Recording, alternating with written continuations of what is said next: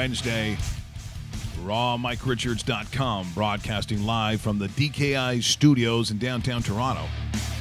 234 King Street East out of the Pacific Junction Hotel. Coming up today, we got some stuff for you. Going to take a look at a bunch of things, including the Blade Tape Raw Mike Richards hockey pool extravaganza. Do we have to? Because guess what? There's a lot of people who got some early points, and now it's going to be goose eggs for a lot of people. Oh, I'm already at goose eggs. Tumbleweeds. It depends. Tonight's verdict. Yes. So if Tampa Bay wins, all those Washington people, and you know who you are. So who had Vegas, Tampa Bay? I don't know if there's one out there. But I know Washington will wipe out a whole bunch. So we'll find out what happens tonight. Also, okay, that's not what I'm looking for. I'm looking for this.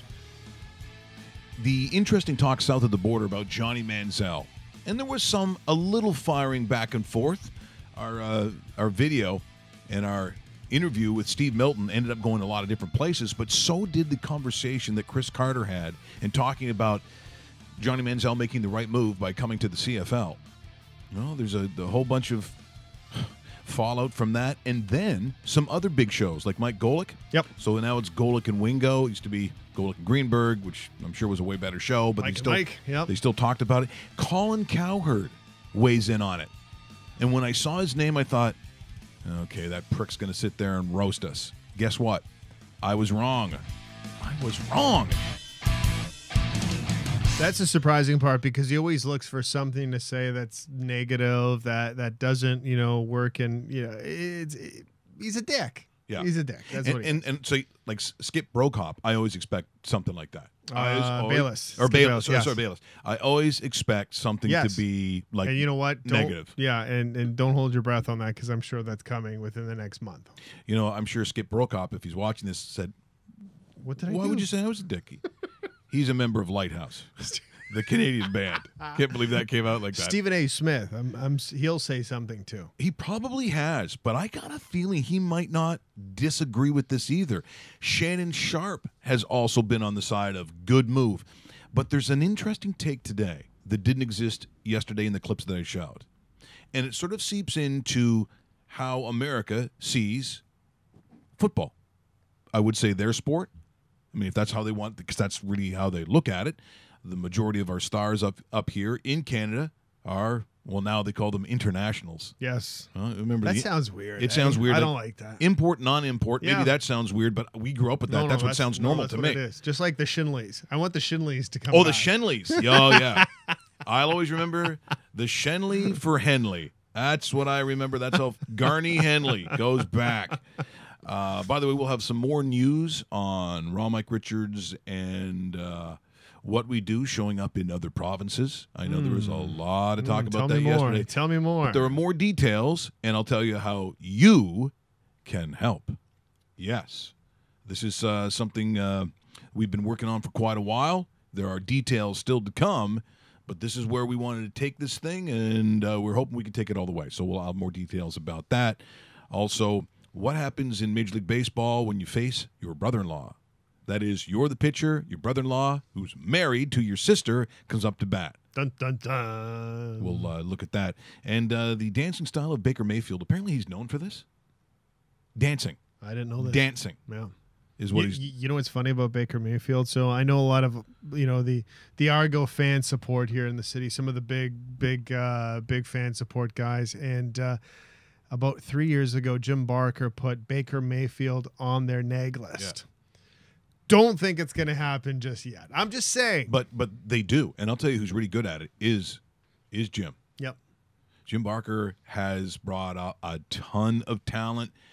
Years ago, of course, whether it was on TSN 1050 or even back in the day at the Fan 960 in Calgary, I would throw out some names, and he would say, "Yeah, I've talked to him, or I've got him, I've done this," or sometimes you go, yeah, there's some problems there. See, I'm surprised he hasn't showed up on the radar of some CFL team. I'm not saying that he's going to be handed the keys to a car, but be part of that player personnel department. Completely. I remember talking about a couple players. Been a couple of years already. Noel Devine, when he played at West Virginia, was a name I brought up.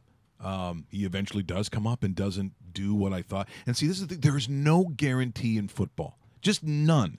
If it was, then every single Heisman Trophy winner, every single number one pick that, an Archie Griffin wins the Heisman twice and has a okay kind of, but probably, I don't know how many years he played, but it certainly wasn't the domination you see from some coming out of college. You kind of, Adrian Peterson was going to be that way. You had that feeling. But look at the quarterbacks, particularly who come out of USC, for instance. I mean, I'm not saying, Carson Palmer isn't a substantial quarterback in the league, but has he dominated? Is he better than Aaron Rodgers? Is he better than Tom Brady? There's a lot of interesting takes, and we'll hear from some of the American shows in just a minute here, including this, I don't say obsession, but I guess the trend would tell you of who is successful in the National Football League. And attributed to that is size. So you're going to hear a little bit of this today, which I find to be interesting because it's also what puts the blinders on sometimes, I think, the NFL. Why the NFL sometimes looks the way it does, because quite frankly, it's not about developing the game or an offensive scheme with the God-given talents that some quarterbacks have. Mm-hmm. It's like, if you don't fit into this, then you're not going to fit. That's what happens in the NFL. See, when you were talking USC, I thought you were going to drop a John David Booty reference. Yeah, see, John David Booty, even Mark Sanchez, Matt Barkley, Matt Leinart. See, Matt Leinart was the one that was supposed to be. Yeah, like he was supposed to be the Cardinals quarterback right now. Still, yeah. He's one of these 10-year guys where they thought, okay, got our guy in place. This was Andrew Luck before Andrew Luck. Yes, and it just never happened because you just don't know. It's a different kind of game because it basically goes back to, it's funny when I talk about goaltending. Someone said, you just seem to be obsessed about talking about angles. Well, because honestly, if you can't, then you can't. It doesn't matter how athletic you are. It doesn't matter if you're 6 foot, like these days, a 6'5" guy, a 6'7" guy, and you got all the great things and you're an athlete. If your angles aren't great, and I mean great. You mean like Todd Maranovich?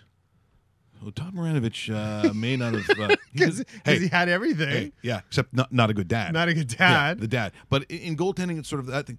To me, you've got to be able to read the defense. Like, you got to be smart enough to be dropped into, I don't know, NFL Europe and play for the Glasgow Claymores or whatever, Frankfurt Galaxy. Yeah, and sit there and go, okay, I can figure this out. Like, Kahari Jones played in Scotland. Yes, he did. And I said, Kahari, that's interesting. You probably never stood out at all. Like, not at all. And they played his theme song, too. Yeah, we'll Here play comes that. Kahari Jones. Oh, yeah. Yeah, we'll play that. And your favorite USC quarterback is? I bet you I can name it. Sean Salisbury. Yes. Yeah. We'll get Shawnee on the ding, show. Ding, ding, ding. One of my favorites. Speaking of favorites, we do this from time to time. We talk about sunny day songs. So here in Toronto on this Wednesday, we have a sunny day Canadian band. Yeah, and this is Steve Rapp's favorite song, by the way. They won the Q107 homegrown contest here in Toronto. Q107 at the time being like the most substantial rock station, maybe even in Canada. The homegrown was huge. It started a lot of bands. One of the most famous ones, this one. Okay, let's go. Honeymoon Suite. Q107, really? Yeah. Oh, yeah. That's awesome. These guys are fantastic. Dave Betts on drums. Wave Babies for your sunny day. Good guy. There's Derry. It's a cool video shot at the Sandbanks in Picton on rawmikeRichards.com. Higher in the sky, the sun goes. It's early on the beach, and who knows? The scenery could get very hot today. I can hear 'cause I like the water sports. I can hear 'cause I'm getting good reports. But most of all, it's wave babies I gotta see. Oh, I just love the Sandbanks. Everyone now. Wave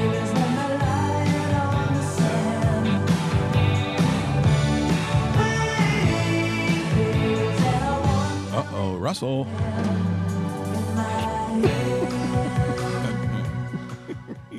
He's really staring at. He is really staring at that screen. They're actually in concert this Saturday at the Classic Bowl. I don't know where the Classic Bowl is, though. What is that? The Classic Bowl. That's what it's called. It says Classic Bowl because I just looked it up. Yeah, Upcoming their dates. concert. Yeah. Toronto, Ontario, Canada at the Classic Bowl Honeymoon Suite on the 26th of May. Do you know where that is? Oh, he might know where it is. Is that not a bowling alley? Is Classic Bowl not the name of a bowling I alley? don't know, but I have no I idea. would definitely go to see them even if they're there. Wait, you know a ton of songs. 3055 Dundas Street West. It might be. I don't know, but I'd go see it. You'd know every song. These guys are great. They are great. fantastic, yes. They are great. So we're going to play New Girl now because that was That's my favorite. That's the song that won it for them. Yep. That's what won the contest. And so that your prize was the money and then the ability to make a video. Awesome. Yeah. So Those guys are that great. was cool. Yeah, they're That's great. that's Canadian rock right there. And we'll throw this out to Dave Betts later on today because Facebook friend or what, and I think follows me on Twitter as well. There you go. Pretty cool guy. Okay, so what else is cool? Rusty? Rusty's cool. Yep. Yeah, but okay, should we look at the basketball? Okay, let's look at the basketball, even though I don't think it's necessarily groundbreaking. I don't get this at all. This is the way I thought each and every game should be played in an NBA conference final. So I see, a lot of look. The NBA's full of runs. I mean, you've got to get used to the fact that at some point, maybe a really good team is down by like 13, but it never seems to last in the games that are good. But lately, you see when teams get up by 13, the other team decides, I don't think we're going to win this one. Let's lose by 40. That didn't happen last night in Golden State. Golden State had 2 double-digit leads at 2 different times, and Houston refused to go away. Now, remember, as much as we fall in love with Golden State and what they do from the three-point line, no one did it more times than the Houston Rockets. Last night, it was their savior in what was a tremendous game in terms of finally getting, Dave, a game that looks like an NBA conference final. Once again, property of the National Basketball Association and its NBA broadband properties. But can play all positions. Oh, another impossible shot. Gives it right back. Paul, played by Curry. Sends to the left-hand corner. Ariza for 3. It's just amazing how they can do this. Harden on the drive. Harden scores. Let him get back to Remaining in the fourth. Rockets try to tie the series at 2 apiece. Here's Curry on the drive. Scoops it. Yes! I mean, this looks like a final to me. I mean, throwing big punches, big bombs. By Gordon. Here's Gordon for 3. A huge shot by Eric Gordon. God, was he good in college, too. But here we go. Here's Durant with the ball, 9 seconds. Durant moves it across. Final seconds.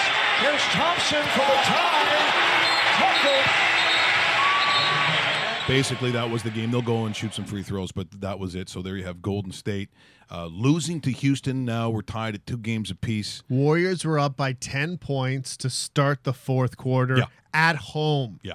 And only managed 12 points in the fourth quarter. Outscored 25-12. Make the final. Yes. 95-92. Yeah, that looked like a fun. So it's starting to at least become engaging. The Boston-Cleveland thing.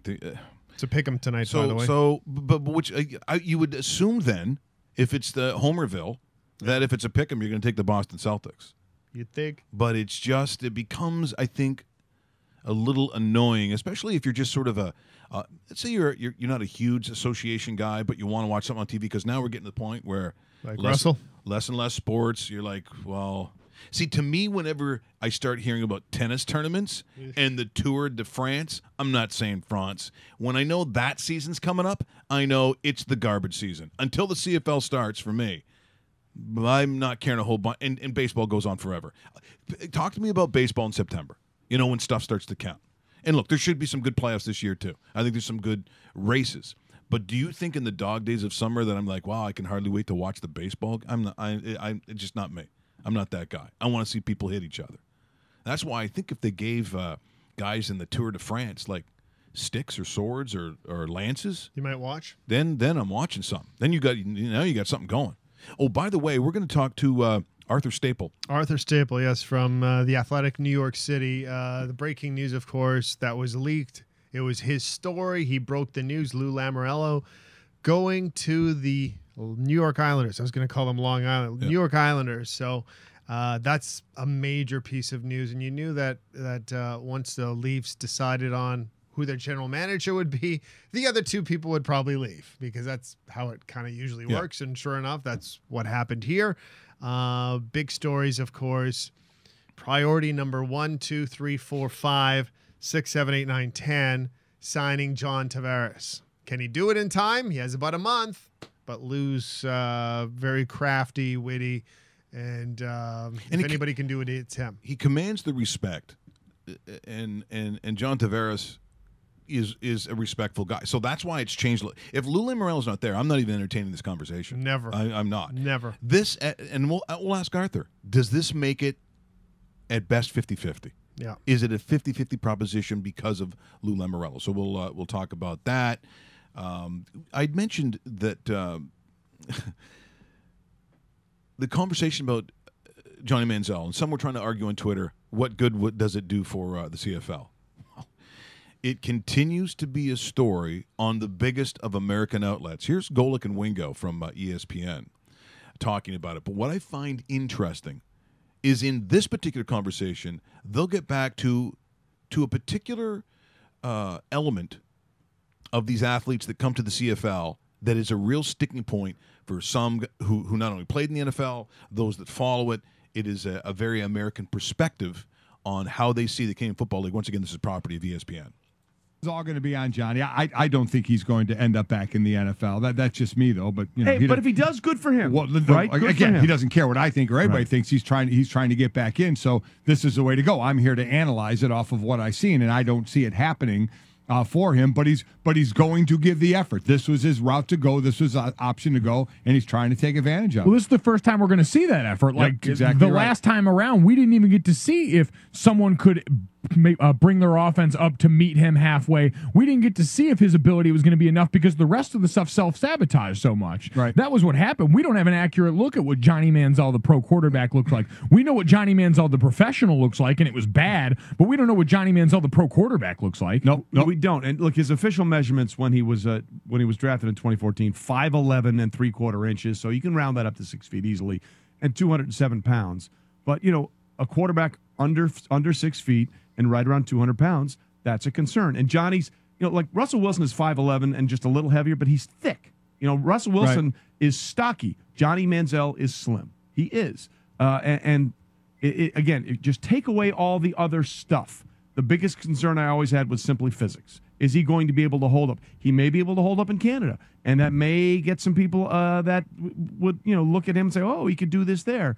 At the end of the day, is he someone you're willing to entrust with that frame more than anything else to run an NFL offense? You know, you look at a couple of quarterbacks who played in Canada and made it in the NFL. One I played with in Houston was Warren Moon. And the other Warren's a big dude. Well, and that's where I was going. Yeah. The other is more the size of the smallest quarterbacks. Doug Flutie went and played in Canada and then came and played in the NFL. Limited success in a gimmicky role. Exactly right. So we'll see. We'll see where this goes.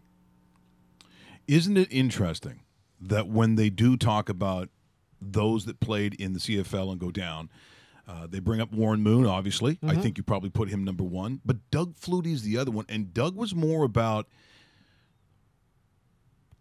Doug Flutie, the human being. Doug Flutie, his stature.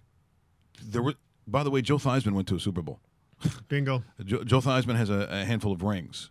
They didn't talk about Joe Theismann. They didn't talk about Jeff Garcia. Jeff Garcia went down there, got pushed around. He still went to All-Star. He still was a NFL All-Star. He still took them to playoffs. Remember when he goes down to Philadelphia and actually, you know, does something? It's not that the guys who come up here and go back down there can't play. Yeah, And Dave Dickinson cracked a couple different rosters in the NFL. Not really made way on the field, but he made the team. But I'm saying it comes down to at times size and perception. So again, you know, if they're under 6 feet, and I certainly understand that, You know, they're going to look at, you know, how that game is played, and I get it. This is why I never get into arguments about NFL and CFL, because they're two different games. You know, they're two different styles of play. So sometimes those players, Dave, like the 370-pound or whatever offensive lineman, so on a missed field goal, what do I think he's going to do? You know, it's not really played the same way. The offensive linemen don't look the same. Nope. The defensive linemen don't look the same. Our rush ends are way smaller, but at times, depending on their athleticism, a guy like Cameron Wake. Cam Wake is a great example. Oh, fantastic. He might be one of the best ever. American, CFL, come back, become that all-star in the NFL as well. He got carved like this from like NFL magazines, NFL Weekly, all that, just because they're going, well, sure, he was outstanding in Canada, but now he's got to play in the NFL. Where do you think he's from? Yeah. Most of these guys, you know, come from big schools. I know they think they're from like Saskatoon or something. It's their perspective is very strange. Now, here's another one where this one, to me, starts getting to be the lower common denominator, the worst of the football conversations. This comes from a show called Speak for Yourself. Now, Colin Cowherd, who obviously is he's famous, he's very well known as a sports broadcaster. He's had many, many different shows. He's on this show called Speak for Yourself, and they get into a conversation. I assume that Colin Cowherd was going to start roasting it, you know, like a Swiss chalet chicken. There's another Canadian reference for you. Oh, that's a good reference, yeah. But he doesn't. But there's this host of the show, this little germ. Like I look at guys like that and, you know, you just kind of roll your eyes because it's not a very well-educated nor sophisticated football conversation. But once again, this showing what Johnny Manziel being in Canada. I mean, think about the Rocket when the Rocket came here. Yes, I remember that distinctly. Like that was a big deal, but he had not. He was a kick returner, and he was considered undersized as a receiver. And he goes back down to the NFL, and it really doesn't turn into much. But this is a little bit different because people are speculating if by coming to Canada, does he revive a career and perception that he's good enough to play in the NFL? This is the conversation. So let's go to, once again, Speak for Yourself. This is Colin Cowherd. And again, I thought his perspective was pretty good, but the host, not as much. If Johnny Football is serious about football, he'll play in the CFL. Good read or bad read? It's a good read. I thought Tebow should have gone there. I thought Michael Vick could have rejuvenated his career there. I don't understand why players don't go to the CFL. It's better than college football. It's a perfect bridge. You know, in baseball, I would say, what? Oh. It's cold in the AFC. How are the clubs for Johnny Football up there? You know what it is? I just think about this. The NFL's the movies, and the CFL's television. Let's say you're Kevin Spacey. You're Kiefer Sutherland. You're in the movies. Suddenly you don't get great roles. Then you go do House of Cards. And then all of a sudden the movies are like, oh, I forgot he can act. The CFL gets watched. It's got American syndication. It's on television. You see highlights. We have Warren Moon. We have Doug Flutie. You like your Wire. I like my House of Cards. For the Netflix world we live in now, for an act, Winona Ryder's now on Netflix. Wait, who likes the CFL, though? I don't know anybody who watches all of CFL. the CFL TV. Yeah, that's a maybe bit. Hulu. TV. Nice. You gotta remember, HBO is on TV, Showtime. There's a lot of good stuff. You don't think CFL has value at all? No, listen, I 100% agree with you, and I don't even know when the season begins. I'm disappointed that I consider this a good read. Bam! But it's a great read. Listen, I hate to say this, but I used to have talks with Jeff George about this. Oh. Hey, you want to play in the NFL? Go play in the CFL. I said the same thing about Michael Sam. Hey, you serious about this football? Go play in the CFL. He tried it and quit. That to me says he doesn't really want to play football. That's right. Vince Ferragamo played there. Warren Moon, Doug Flutie. I mean, CFL's got real players. But it ain't TV. No, it's certainly not Hulu. TV. Not House of Cards. So there's again another perspective. The host added absolutely nothing. But I don't even know where the theater is. Yeah. It's like, well, look it up, pal. It takes 2 seconds. If you know that's the conversation, why wouldn't you just, take a look at it? I tried to find out actually who the host name is. Yeah, we don't know either. And it didn't show up. Like your opinion. But I just thought it was interesting in that conversation how they saw that, Dave. And you know what? If people watching this and CFL fans, and I know we have a ton of them, are you offended by the analogy that one is movies and the other is television? Because I'll tell you what, and this is as a lifelong CFL fan, I've been going since, the first picture that showed up in the The Hamilton Spectator, 1971 at Iverwin Stadium. When I go with my dad to see an Eastern Final when they had the two games. Yep. It doesn't bother me. No, it doesn't. No, it absolutely doesn't. TV is sometimes a hell of a lot better than movies. And you know what? It's a. Do we really think that we're on par? Our league is on par with the NFL? You got to be really delusional to think that. But what we're saying is, in the bigger picture of where football is played at its highest and most expensive level, where the best athletes that play that sport are going to be. If you're the best athlete in that sport, you're telling me you're still going to play for the Toronto Argos? You're still going to play for the Winnipeg Blue Bombers or Hamilton Ticats or name your team? You're going to turn down playing with New England? Well, that's just not realistic. No, because the biggest league is the biggest league, and that's the NFL. But if that's Hollywood, and in this analogy, you're saying, yeah, but TV is big. Why would that? I'm not insulted by that. I thought it was pretty interesting that was his take. So that's just two more views of the many views that seem to be coming from south of the border about Johnny Manziel. So for me, I thought, the takeaway is that at the very least, there's a lot of interest. So we'll move that and try to track down Arthur Staple from The Athletic in New York. Hello. Is Arthur Staple there, please? Speaking. It's Mike Richards from Raw Mike Richards. You're joining us live here this morning. Thanks so much for doing this. I appreciate it, Arthur. Glad to be here. Looking at sort of how things have fallen out, you were the one who broke the Lou Lamoriello story. And, when you look at how this played out, as a journalist, for what you do for a living, is this something that sort of instinctually you thought maybe was going to happen, so you sort of went down that road? Or was there something that was sort of placed in your lap and you just kind of followed it that way? How do you come to get this story?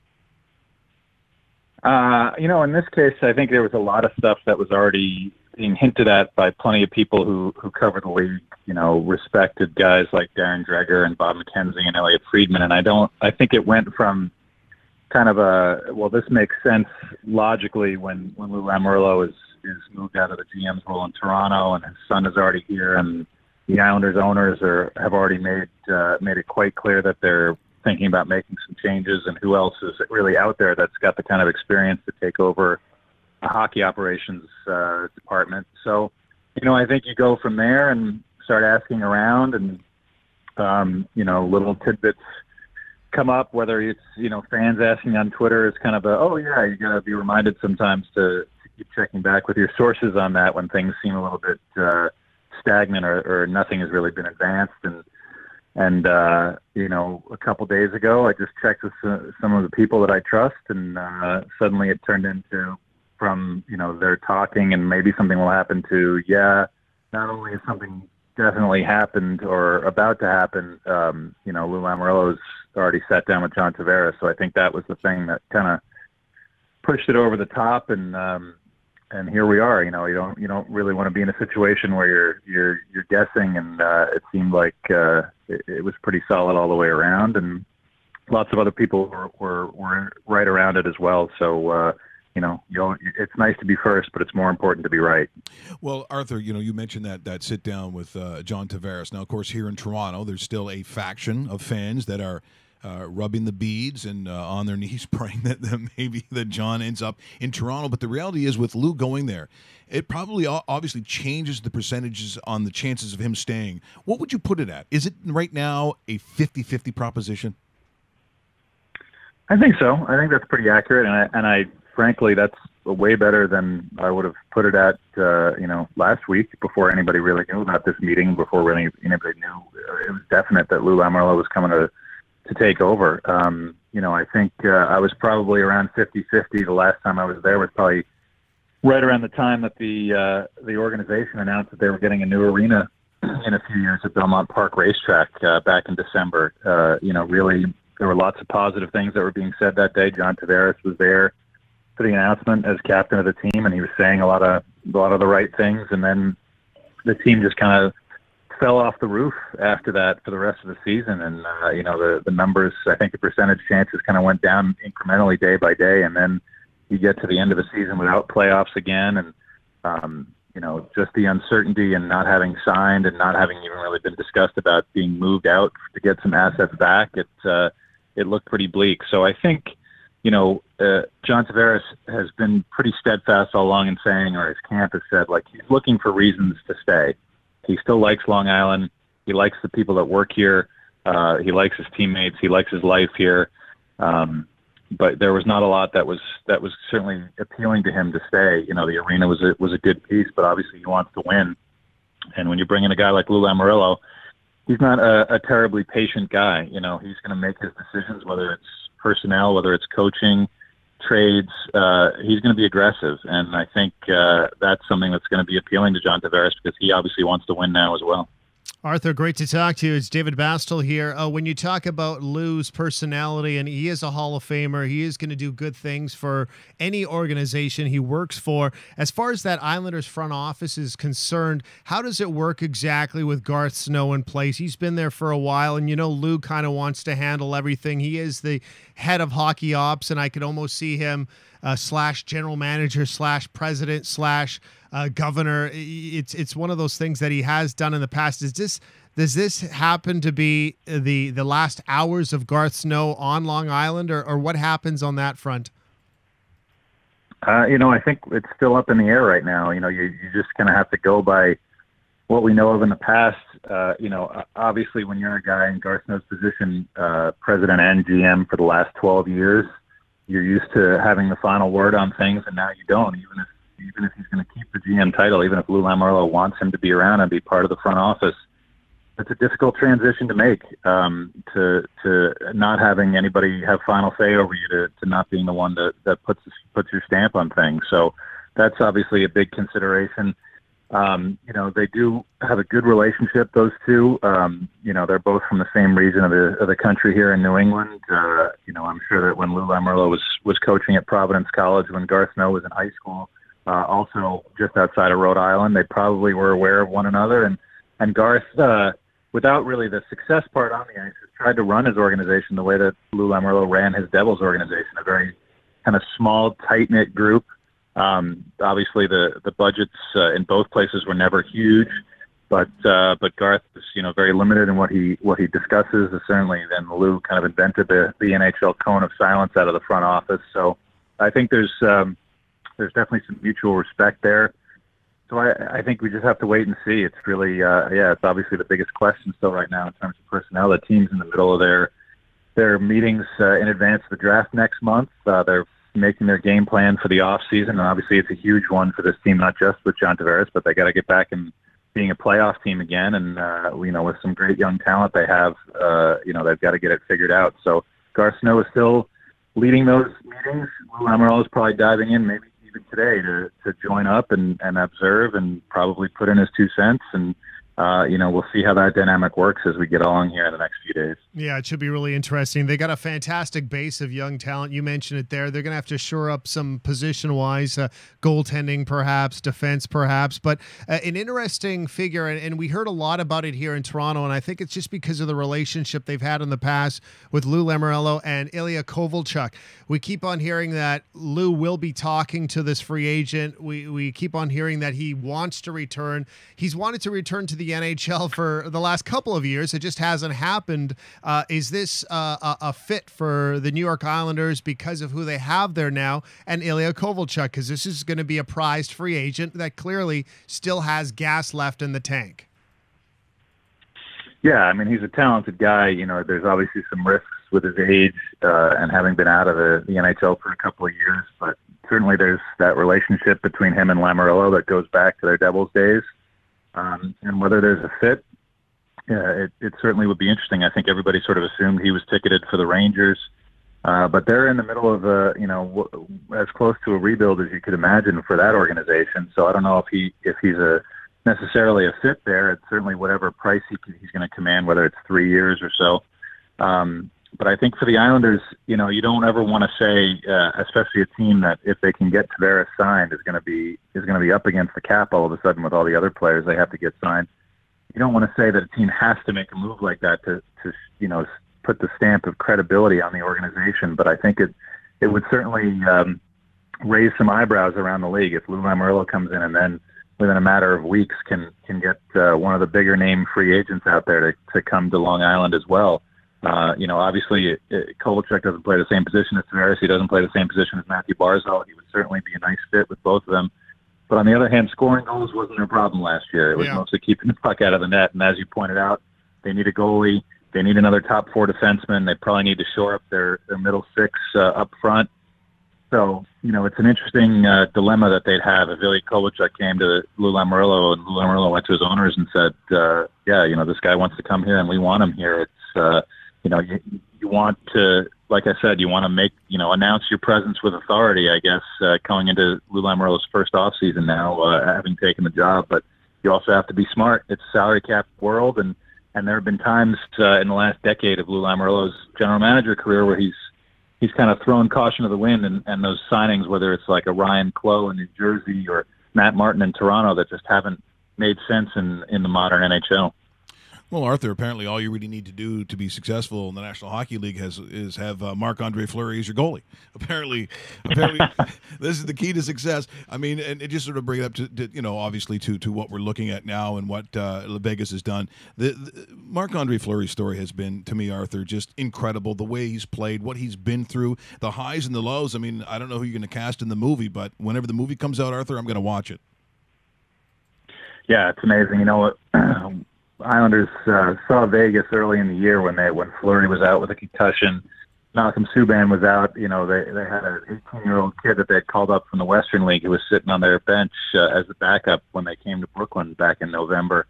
So you knew what kind of team they were and what kind of coach they had in Gerard Gallant. The way that they played, they certainly were competitive, but they just seemed like they were never going to be able to overcome that sort of thing. And to think, they cycled through 5 goalies in an expansion year, and you'd think normally, well, that would be because none of them were any good.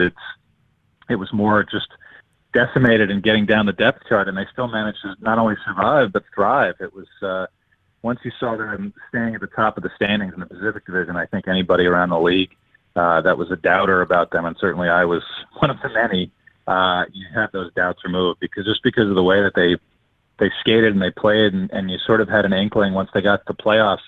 It wasn't just a bunch of cast-off guys who had never really played any meaningful games. There were not only Fleury, but guys like James Neal, Eric Holla, who's been a good playoff performer for Minnesota.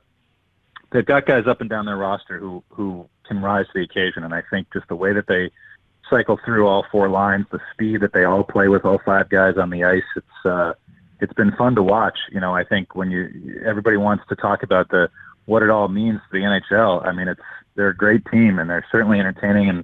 And if anyone can get a chance to see a game in their building, it's a heck of an experience. So I can't imagine this is anything but a positive for the league, even though there's fans of plenty of other teams, including the one that I cover, that are pretty sour. They've been without a trip to the finals for such a long time, and this team is 1-for-1 and on the verge of winning a cup in its first year. Yeah, it's something else. Arthur, just circling back to our Islander conversation, we're just getting some questions on Twitterverse for you, and it's an interesting one. So the relationship Lou Lamoriello had here with Mark Hunter was a very good one. Lamoriello was a big fan of Mark Hunter. We know that Lamoriello is also of the age where, you think he'd have to retire within the next 5 or 6 years, and Mark Hunter isn't quite there yet. Do you see a situation where Mark Hunter might join Lou with the New York Islanders as well? That's coming from Peter on Twitter right now, watching us live on YouTube.com. I certainly think it's possible. I don't know that there's the urgency now just because of the rules that Mark Hunter is operating under, where he can't join another team until after the draft and free agency, just because of his institutional knowledge with the Leafs. So, I would imagine that if Lou Lamoriello had a desire to bring Mark Hunter in, it would be to put his stamp on this coming draft. Not being able to do that, I would maybe his interest would be cooled a little bit, but we'll have to wait and see. I don't know that there's a ton of urgency to it right now. Lou Lamoriello said on the conference call yesterday he's going to have to rely, obviously, on the scouts that are in place right now with the Islanders. I don't know at age almost 76 whether he's bird dogging around the amateur level the way maybe he used to. So yeah, I think when people talk about he's fully in charge and he has final say, yeah, it's going to be him announcing one of those picks or both of those at 11 and 12 on the draft floor in Dallas, next month if they decide to make them. But this is still an organization that has produced a couple decent draft picks in the last few years. Certainly getting Matthew Barzal 16th overall a few years ago, and Anthony Beauvillier 28 in that same draft. So I don't think this organization is completely bereft of good institutional knowledge. So I think in the short term, Lou's going to have to rely on who's here, and maybe after the draft, we'll start to see some other things shake out staff-wise. Arthur, thanks so much for joining us here this morning. It was just an outstanding job. It was great having you on the show. Hopefully, when hockey picks up on the other side, we'll get a chance to talk to you again. But I really appreciate you joining us here today. Thanks a lot, guys. Anytime. That is Arthur Staple here this morning, joining us from The Athletic in New York. He is the one who broke that story. He's very adept at actually talking about not only what has happened, but maybe what's going to happen. And Dave also asked that question about Garth Snow, who, regardless of what he seems to do, he is always under heat, Dave. He is. Always under heat. And you know what? Arthur said it well. They actually do have a pretty good relationship. But can Garth Snow take the step back right now? Because if he doesn't, I don't know if there's a lot of NHL teams that are sitting there banging on his door saying, Garth, we want you to run our organization. Yeah. We want you to join. I mean, I could see Garth catching on somewhere just like John Ferguson Jr. did as a senior scout, as somebody that works in the background, something. But to have the keys to the automobile, I don't see this happening. And I think it's just a matter of days, if not weeks, that Garth Snow is no longer the general manager of the New York Islanders, and Lou will take the reins of that and control the circumstances of a franchise that is looking to get back its glory days, because it does have a lot of great pieces in place. It does have a lot of nice scoring up front, and there has to be some tinkering on the back end. So Lou's there to clean up the garbage and fix things.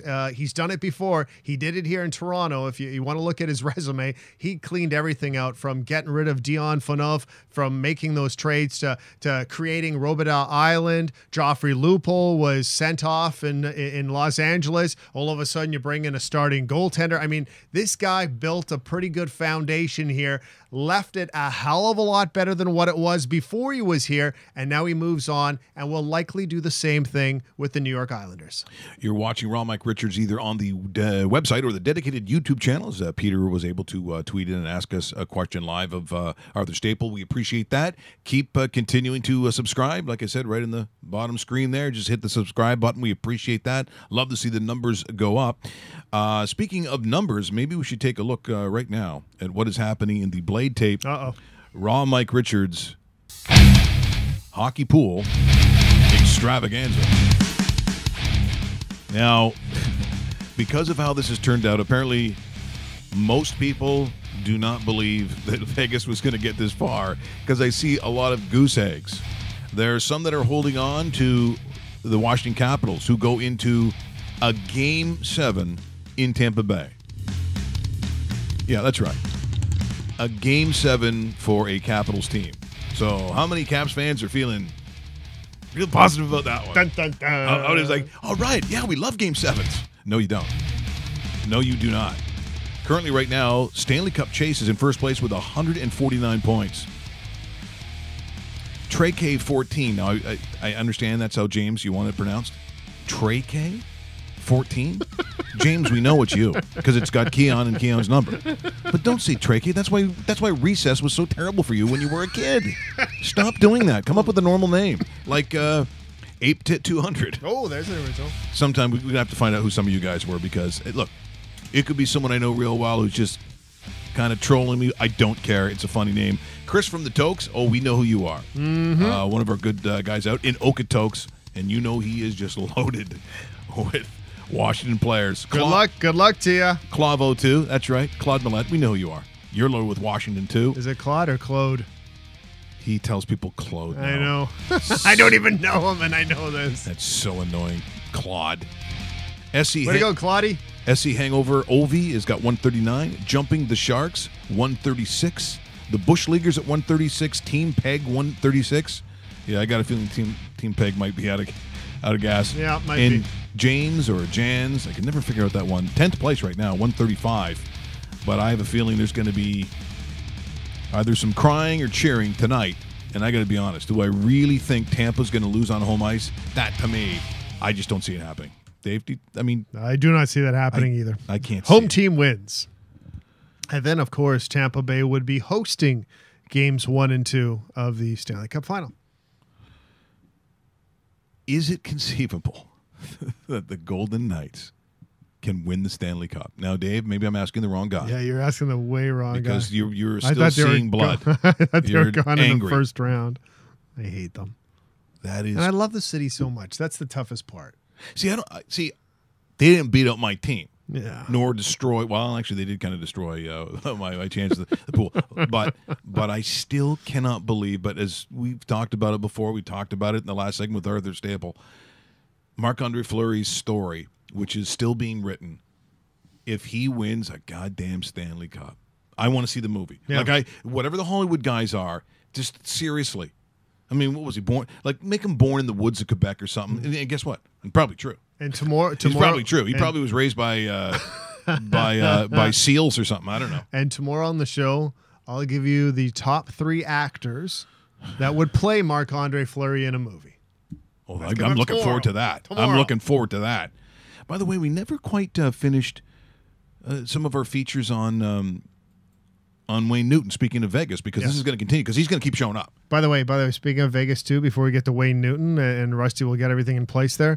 If Washington does win Game 7, the Vegas Golden Knights would host Games 1 and 2 of the Stanley Cup Final. They're winning the Stanley Cup if that happens. I'm just saying they are. That's the Stanley Cup would actually open with home ice advantage to the expansion Vegas Golden Knights.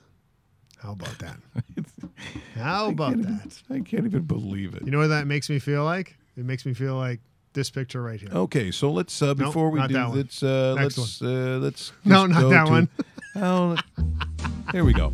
The transformation of Wayne Newton, as seen right here on Raw Mike Richards. Let's This take a one. look. There we go. This one. That isn't even. That's like a bowling ball with eyes. I don't know how to. That's some smooth skin. That's some.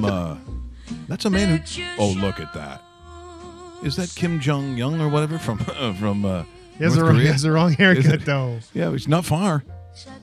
Look at that's like a weird. You know when you see movies like Wrong Turn and all the inbred stuff goes on, the eyes are too close together. That's that face. That's Wrong Turn. Oh, there's one. There you go. That's more of a hey, look at me.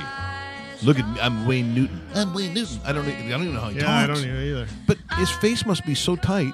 He must say things like, "Hi, my name is Wayne Newton, and you've got to come and see my show tonight. I sing." What does he say? Oh my God! Look at that. It's freak.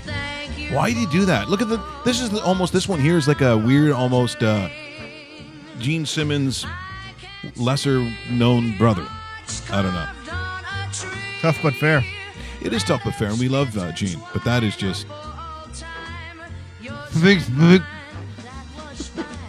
Oh my God! What is that all about?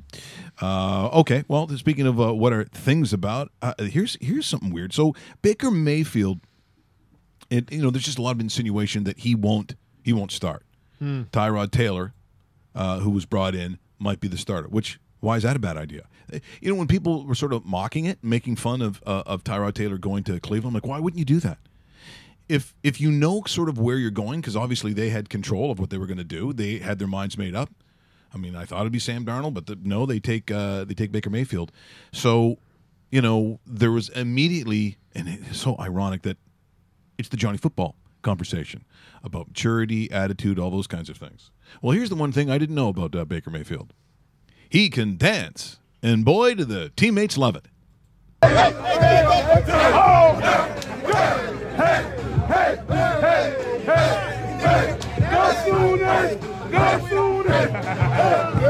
We need the more. There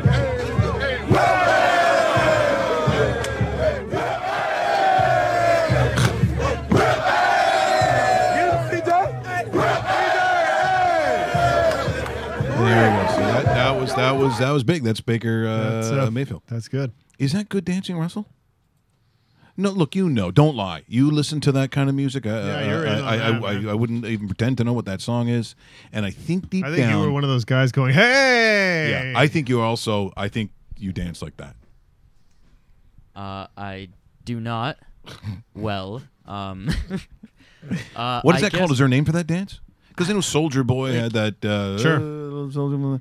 Was that how that is? I don't know. I don't really know if exactly what he was doing has a name. It wasn't terrible for what he was doing. Like, I've seen a bunch of videos of people dancing like that. Like, I know for whatever it was, that was good. Like, I know that was good. For what it was good. Do I think that's good dancing? Not really. Okay, well, those are heated words. Those are heated Russell words. doesn't talk like that very often. Okay, so why don't we go going toe to toe with Baker Mayfield? Maybe you can relate to this, Dave. This comes from China, which so I'm going. What's like? I don't even the dance is called the shuffle dancing. But I'll tell you what. Here's a Chinese grandfather who's probably I don't know what.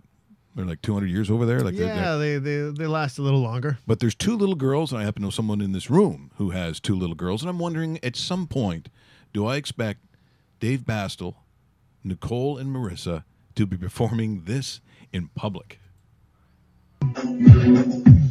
It's pretty good. That's a grandfather.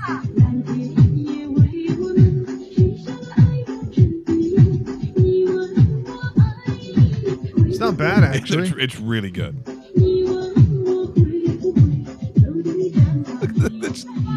Come on, that's cute. That is very cute.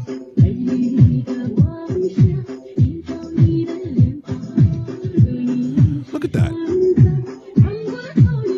Now, it is China, so they were probably arrested after this. Now living in a cage. Yeah, a tank's going to come down any second now. Get out of the way! Stop! Oh, I was impressed. Yep. I'm impressed by impressed. that. Yeah, I'm very that's impressed good. by that. That's pretty good. We dance a little differently in the Bastel household in private. Oh, and I'd like to see that. Usually do Shimmer and Shine TV show intros. Okay, here's before we go. This is interesting. Oh, yeah, I never showed this. Good thinking, Rusty. What's it like when you're a professional pitcher? So Garrett Cole, we kind of all know who that is. Yeah, very good one, too. This is his brother-in-law. He's pitching to his brother-in-law. So, I mean, you've got a brother-in-law, right? You got it. So yeah, you wouldn't hit me. Trust me. Never. So that's you got to think that everyone in the world would think that. Like I'm thinking, a brother-in-law of mine's not going to hit me. So here's Garrett Cole once again pitching to his brother-in-law, property of Major League Baseball and Major League Baseball Advanced Media. 0-2. That one to left field toward those Crawford boxes. Well hit, and it's gone. All right. Ouch. See how Dad reacts. Well, I can't smile too wide. She did a half clap, I think, maybe. Like, yeah. No. Yeah, really. Giants are back in this game. If I'm Brandon, I'm just keeping my head down. Like, don't smile, don't do anything. Like, what do you do? Like, you don't save that until like I'd be looking right down to the season. Yeah, come down that third base line. I'm not looking at him. No double guns. No. Nothing. Can you imagine? Then he just kind of does like a Fred Astaire slide, and then he starts doing that Baker Mayfield. You know what I mean? I just think that I'm really glad that didn't happen. I did want to get to something that is, it's an interesting list. The criteria is also something that you have to look at, and so ESPN has done what they call the ESPN World Fame. So those that are the most famous in the world. And I thought, well, is it endorsements? Like sometimes is it money? Because this is worldwide. So you're going to see some names up there. If you're North American, you probably don't know who the cricket guys are. Like this. Yeah, it's going to be a little different. So if we're going the overall rank, they have Ronaldo. Ronaldo won. I don't argue with that. No, that's I'm fine. not going to argue with that. So far, so good. Look, there's been some years, too, that... whether you like him or hate him, doesn't... Okay, come on, this thing. So Cristiano Ronaldo, LeBron James is 2. Yep. Lionel Messi is 3. It's hard to argue once they put these huge names that are soccer gods. Neymar from Brazil is 4. Federer is 5. And you know what? I don't argue with that. No, just because of he's done it for 2 straight decades. He has mega endorsements with some of the biggest names in the world, from Nike to Rolex to whatever you name it. And at the world level, yeah, this guy might even make the argument that he's ahead of a Neymar or some other soccer players like that. So Roger Federer, the greatest tennis player ever, is that, I don't think that's out of the realm. You start talking fame, then Tiger Woods is still 6 on the list, and it's hard to argue against that, which I think is interesting. But Kevin Durant is 7. That's where I start to go, what? So Kevin Durant, if we're talking basketball, is the second most famous in the world? Because Steph Curry wouldn't be ahead of him? No, Steph Curry ahead of him. Look, trying to think of, like, because then you're starting to get into the Russell Westbrook, who I believe is also who is on this list. Yeah, James Harden. Now, Russell, I can't seem to scroll down on mine. As you continue down, who else is on that list? Rafael Nadal at 8 after Kevin Durant. Okay. Steph Curry's at 9. Okay. Phil Mickelson at 10. That's high. It's very high. I think it's some cricket player, Yeah. Virat Kohli, I think it says. Yeah, don't even try that. Way too high. Don't hurt Serena yourself. Williams at 12. That's fair. Novak Djokovic 13. Interesting. That guy hasn't done much of anything in the last while. But I think that's what this list says. This list says, just by pure fame, that's why Tiger Woods is still on that list. That's true, too. Yeah, that's another guy. The guy hasn't won a major in 10 years, right? Floyd Mayweather at 14. Mm-hmm. Interesting. Rory McIlroy 15. Then Jordan Spieth. Sun Yang. It looks like he's a swimmer. Yes. A Sun Chinese Yang. swimmer. Come on, seriously, I can't believe that. You never heard of Michael Phelps? Yeah. So he's who's behind the Chinese swimmer guy? At number 18 is Conor McGregor. Okay, so UFC gets in there finally, but the Chinese swim guy's ahead of that. I don't get that at all. No, look, I get there's a billion people in China. Apparently, half of them are dancing. But I'm just saying, there's good dancers too. There's no, I don't know. I find that to be. But again, if you want to check it out, see what you think. It is ESPN's World Fame Top 100, and it's a pretty cool list. So it's one of those. I guess Dave agree or disagrees. What? Chinese swimmer. Don't get that at all. I think there's water over there. You want to go do karate in the garage? There's a couple oceans that surround it, but yeah, that's what we believe to be true. We know a lot about shit. I'd like to thank Arthur Staple, who joined us today and sort of filled us in on the goings-on of the New York Islanders. And right now, if you figure John Tavares is 50-50, that's only because of Lou Lamoriello. Otherwise, it was like, I don't know, 10-90? Yep. I mean, he was gone. That has changed everything. Appreciate it. Also, by the way, make sure you subscribe. Catch the promos all day long. More of the Johnny Manziel talk as, of course, they get a little closer to the first preseason game. I hear people on the street actually talking about going to games. That's right. Going to games. Legal talk on Johnny Manziel tomorrow on this same show. Yeah, legal talk. See ya.